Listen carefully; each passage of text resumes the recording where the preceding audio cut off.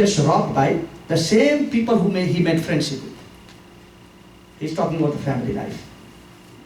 So when there is too much problem, what happens? When there is a family life, then he tries to do a better business by entering into the more dense forest. When there is a problem in a family life, then he tries to get a lot of friends in his life to help him out. You know what, there is so much problem, I need a better job, this job, that job. So he's trying to find for a better job. But is anybody willing to give any good job to anyone as far as possible? Like if somebody comes to you, you are a manager of the company, they say, you know what, I need a better job. Can you make a manager and you step down? Are you willing to do that? No. So nobody is ready to help anybody in this material world. The Shastras say, the happiness of this material world lies on how much you can exploit somebody else. That's where the satisfaction comes from. So the scriptures also say, if there is a problem, there is no point of you sharing any problem with anyone. No one gives you a solution. Everyone abuses you for your weakness. If you say, I'm having this problem, I'm having that problem, they'll simply say, hey, look at him. He's crying for every small thing. So they will begin to abuse you. No one will help you. So therefore, only one person you can go and tell your problem is Krishna. Say, Krishna, I'm having this problem. Just cry in front of him. With everyone just say, oh, I'm excellent. Hi. Good. So then they have a great respect, saying he's a happy man. They don't abuse you. So this is the technique. So he says, being abused in a society, he says, then he becomes angry with the people that he has nothing to do with. So that's like, if you get cheated in the office, yes, the colleague in your office cheat you, they try to rob you, they talk dishonesty with you, you come home, who are the people that you become angry with most of the time? The children. So in order to satisfy the dissatisfaction of his life, he begins to get angry with the children. The children are saying, Baba, give me this, that's your duty towards them. But now you can't throw your anger because everyone is more powerful than you. You can't get angry with the manager. Even if you are dissatisfied from heart, you have to at least have a duplicate smile on you. So you get kept in the job. So he's saying that in order to make a friendship in the forest, he enters into the forest and begins to make a friendship with animals such as a python, he said. You know what is a python? When we have too much distress, what do? Just take a nap. Yes? So ultimate solution comes is, don't go anywhere, don't go anything, I'm just going to take some nap. So Srimad Bhagavatam says that nap is a python. Does not move. He forgets everything. The reality is that he is in a difficult situation. But as he is sleeping, he forgets everything. So therefore, he goes and makes a friendship with python. Python means asleep. Okay. And in this way, Jadbharat is saying, in this way the living entity struggles his life for existence. Every step he is struggling. He tries to make an earning by committing sinful activities.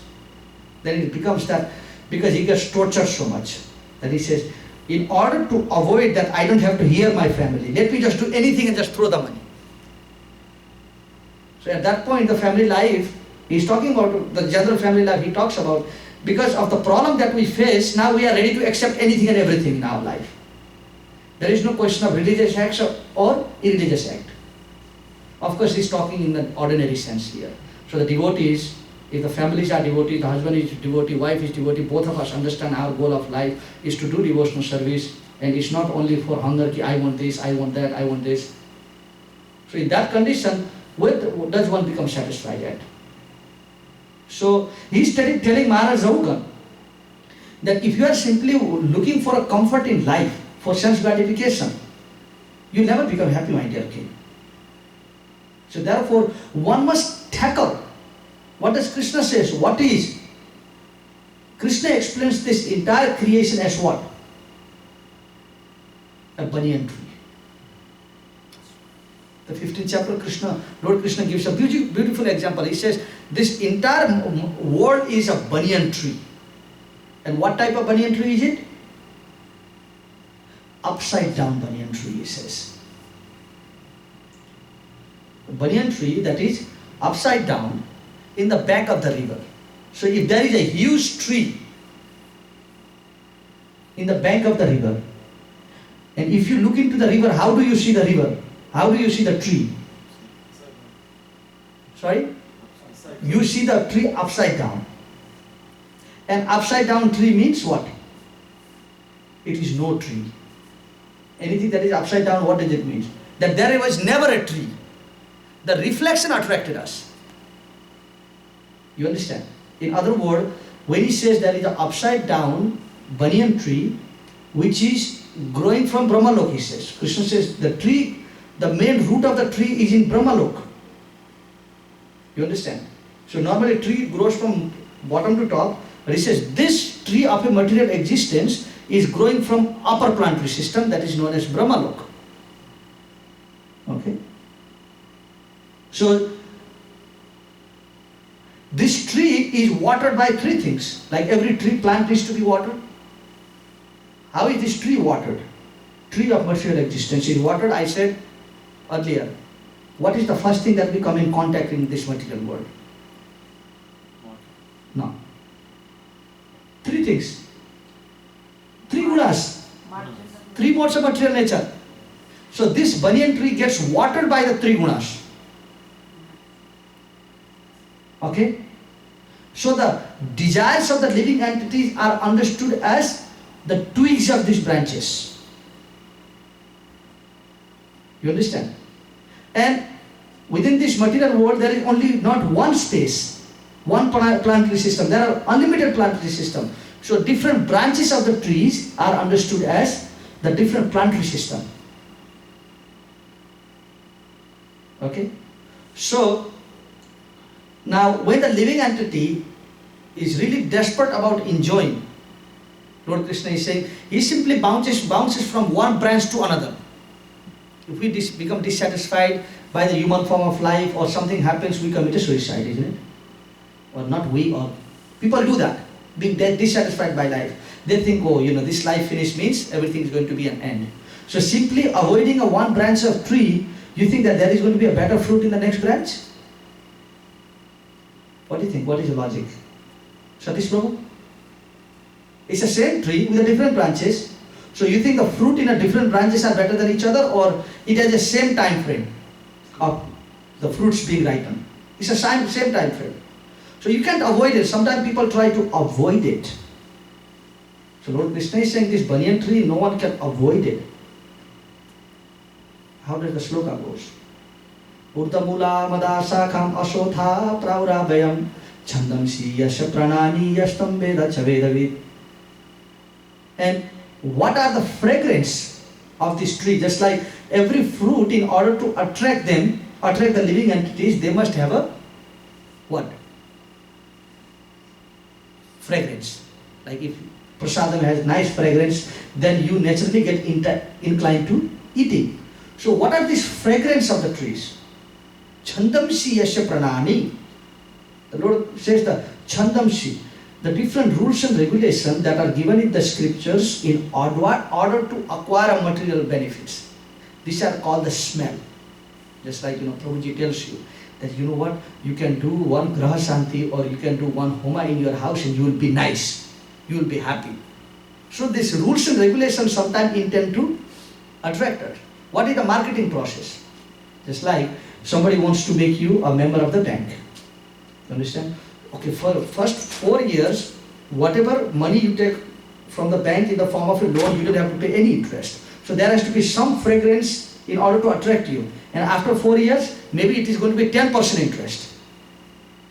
So the fragrance, the hymns of the Vedic scriptures are the fragrance that attracts people to this tree. Chandamisi yasta pranani yasta veda chavedavid. Then Krishna says, Adosya urdham prasitasya sakha guna pravidya vishaya pravala. Adosya urdham prasitasya sakha. The branches of these trees, some are going upward, some are going downwards, means there are living entities in higher planetary system, there are living entities in lower planetary system also. Adosya urdham prasitasya sakha. Then guna pravidya vishaya pravala. The three types of material nature are nourishing this tree. Tin gunas. Adosya mulanya anusantitani karmani bandini manushya loke. By the nourishment of these three gunas, and the smell of the hymns, the living entities are what? Adosautam Pashitasya Sakha Guna Pravidya Vishaya Prabhava. Adosamulan Anusantitani then says, Karmani Bandhini Manusya Loke. These three gunas, okay, three gunas are like this. The fragrance are like this. So he said, Karmani Bandhini Manusya Loke, then it pulls the living entities to this material world to enjoy the fruit of this tree. But in reality, it is not a tree, but what is it? It is a reflection of the real tree. And where is the real tree? Where is the real tree? He said it starts from Brahmalok. So real tree is Lord Vishnu in the lotus flower. The actual enjoyment is there. But because it is a reflection from that water reflecting into this material world, it looks like it is the real tree. And we jump into it. Like you know the story of a rabbit and the lion. Have you heard of that story in schools? No? Yeah. So there is a rabbit. The lion has like this policy. Every day he would go and kill the living and different types of animals. So they said we need to control this lion. So we will tell him that every day one of us will come to you. You don't have to kill 10 of us every day. We'll come to you. And so one day the rabbit plays the game and said we need to just finish up this lion. So he goes late and he says, why are you late? Well, I met some other lion friend on the way. He says that I'm actually a food to him, not to you. So he said, he's the king. So I had a big fight. So this lion says, I'm the only king. Where is this lion? He says, this lion is in the well. So he takes the lion to the well. So he looks down and he saw the lion. But what was it? It's a reflection. So the same thing right here. The living entity being so much entangled with sense gratification, he doesn't know the reflection anymore. We forget that this is a reflection. We think it's a reality. But Krishna says, only one way you can get away with this banyan tree. He didn't say keep on traveling, keep on enjoying. Krishna, what does he say? Anusantitani karma nibandhini manusya loke narupa masyeha tato palabhyate nato na chadi na cha sampratishtam asothamena suviruna moolam asanga shaste nadride na chitva. Then Krishna gives an the way to get out of it. Narupa masyeha tato palabhyate. He says that if you try to understand this banyan tree, never possible.